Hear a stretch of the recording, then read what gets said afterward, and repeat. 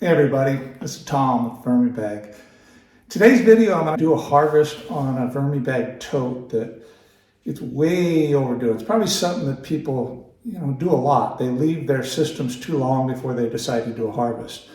Now the VermiBag Tote is not a flow-through system, so you have to do some type of a worm separation on it, just like you would if you had something in a tub or most older simple style type worm bins. So in this one here, what I'm going to do is take one of these containers, and I've showed you guys how to do this a bunch of times. This is how I separate worms all the time. I get some type of plastic Tupperware container, Rubbermaid, whatever you want. This one happens to be about the width, a little bit narrower than the width of the tote. I drill a bunch of holes in the side. I use a hot soldering iron to make nice smooth holes through it.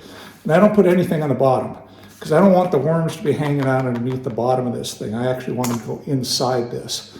So I'll normally use bedding and then a little bit of some type of food, frozen scraps and stuff in there, and maybe a little bit of my worm chow that I grind up bird seed or ground up oatmeal or something like that. But this particular time, I am going to just use bedding. I have a container here of bedding that's been sitting around now for, I want to say about 9 months, 10 months maybe. It's pushing a year that I've had this. Now it's really white here because I added a little bit more paper to it. I mixed it all up and stuff.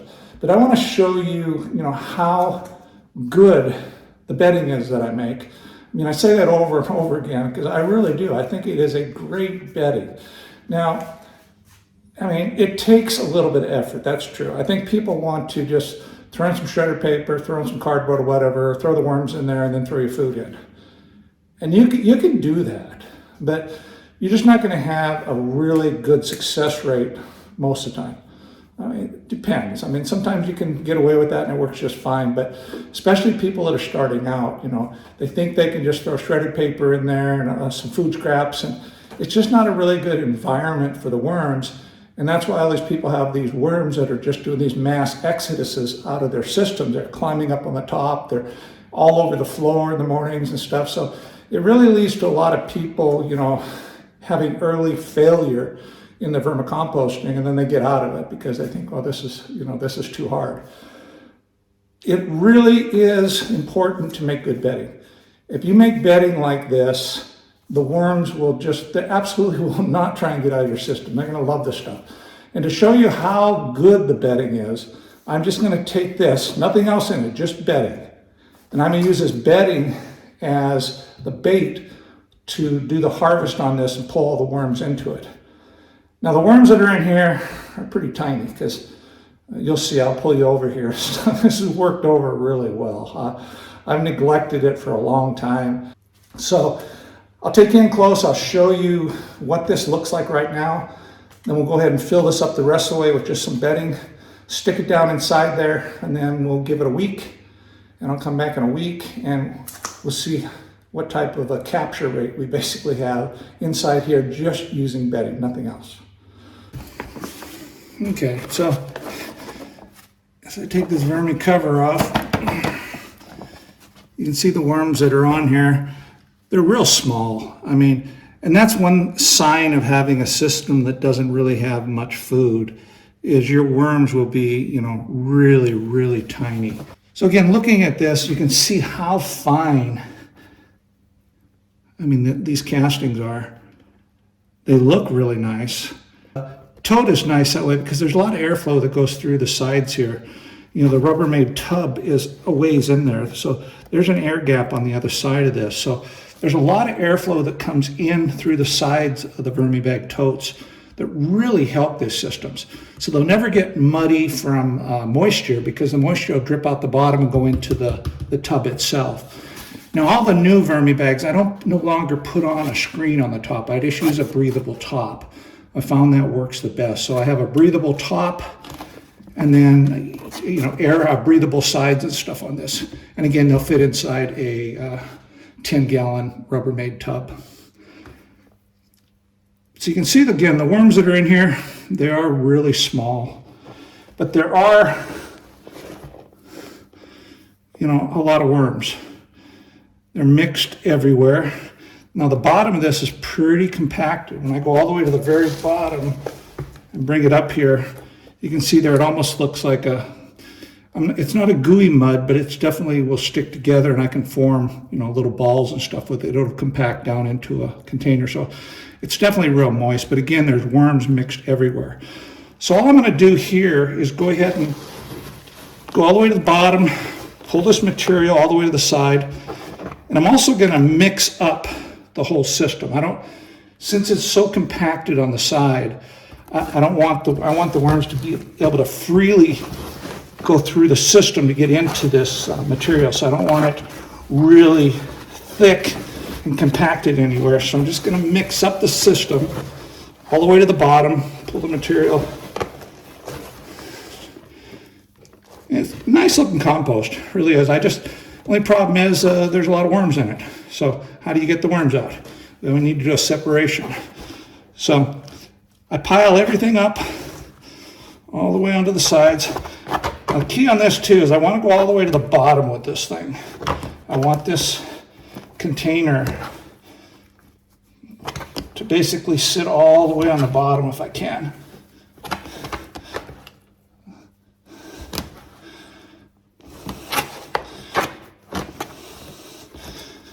There. That's pretty good. Then I'll grab the container, press it down for it's nice and flush on the bottom there. Then I'm going to put just a little bit more bedding on the top there. And then I'm just going to compact this stuff in around it a little bit, around the sides, because I want them to have an avenue all the way on the sides and to get in on the ends that they want to. So I don't want an air gap there. Just compact a little bit of that in there just to tap it in.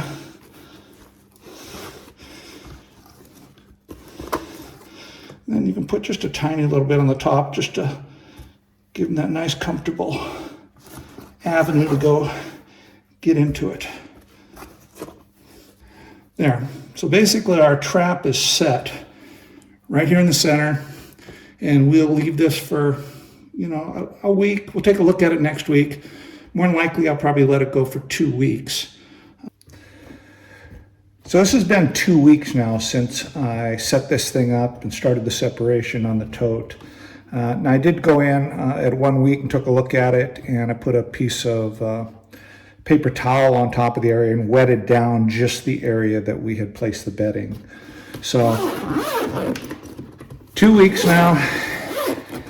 Let's take a look and see what it looks like. I mean, generally looking on the sides here just lightly, I don't see any worms at all over in this side section. Now underneath these paper towels, you can tell they've been on here. There's castings on top of the paper towels, and also the paper towel has been eaten just a little bit. Yeah, I mean, I can see worms, right here on the surface all over here.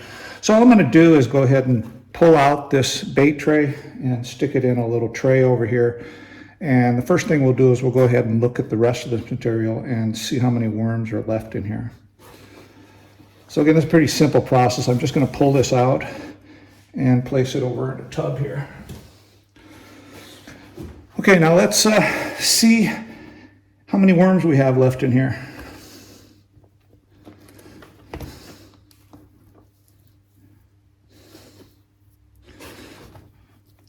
And so far so good. I actually haven't really seen any worms.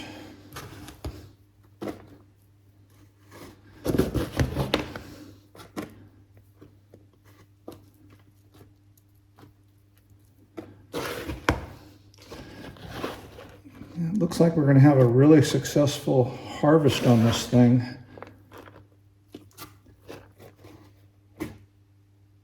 There's one worm. Wow, a whole one. Try this other side.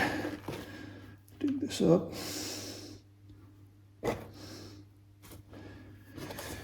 Yeah, this is looking very, very successful.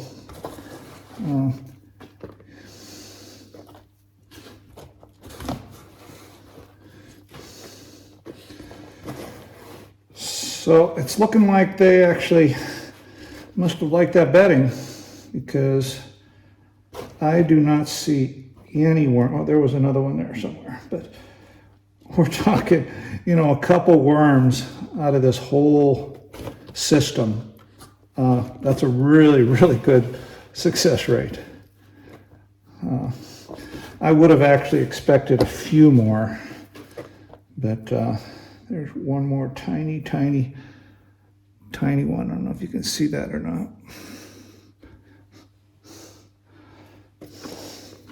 So, really, really good. So I'm going to go ahead and set up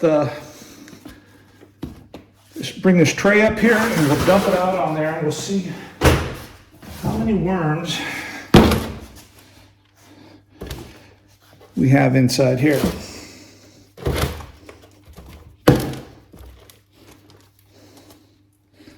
So, definitely a lot of worms in here. I mean, some way, like I said, this is, you know, more successful than I thought it would be. And that's with no food. I mean, this is strictly putting some good quality bedding in here. I mean, grant you that there's no food in the rest of the system, so maybe the bedding's better than nothing, but this has a huge success rate. I mean, there are a ton of worms in here. And I wouldn't have thought, you know, by looking at the first video that there'd be this many worms basically in the system even. You know, when a system doesn't have a lot of food, the worms tend to be really small. But they've definitely congregated into this bedding, and they seem to really be liking it. And to find only, you know, just a couple worms in the rest of the system is amazing. Now, these are congregated around a piece of cardboard, and look at all those worms there. So, just shows you, again, you know, how much worms will actually go, you know, and migrate towards something as simple as just some good bedding. We didn't even have to put any really good food or anything in there. So what I'm actually going to do is go ahead and take this material right here and place it back into the VermiBag Tote.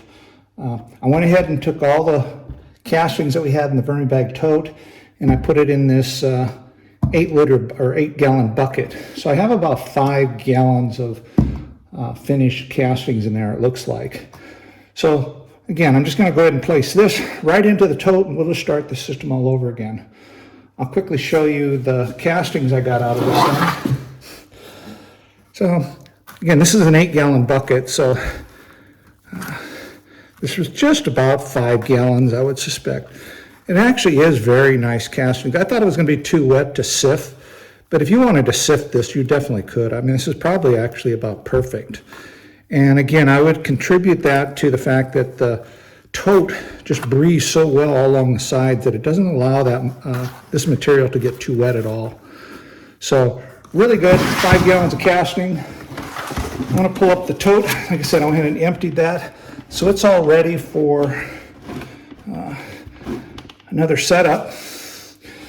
All I'm really going to do is take all this material that's in this bait tray,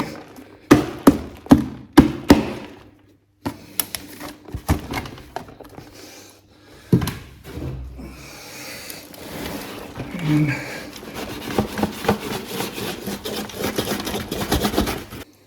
so what I'll do is grab a few scraps and add just a little bit more bedding on the top of this, and we'll give them a good feeding right now and then close it up. I didn't have any food thawed out that I could do, so I reached in the little mammoth and I grabbed some of the scraps because I just fed it yesterday. So I got a big onion in here and just some miscellaneous pieces of pepper, and it looks like a piece of pineapple and stuff. So I'm going to go ahead and just dump this in here and then spread it out just a little bit. I'll break this onion up a little bit. I mean, worms actually love onions. You would think they wouldn't, but they actually go after them pretty good. So just spread that out just a little bit on there. And I grabbed a small container full of bedding, and I'm just going to sprinkle some of that on top just to cover it slightly. And that's it. The system up and running again, started at square one. It took 2 weeks to do it basically, but actual time, it actually probably only took about 15 minutes of my time to separate the worms 100% and get it set up again on another cycle. So we'll take a look at this in a couple weeks and we'll see how these guys are doing.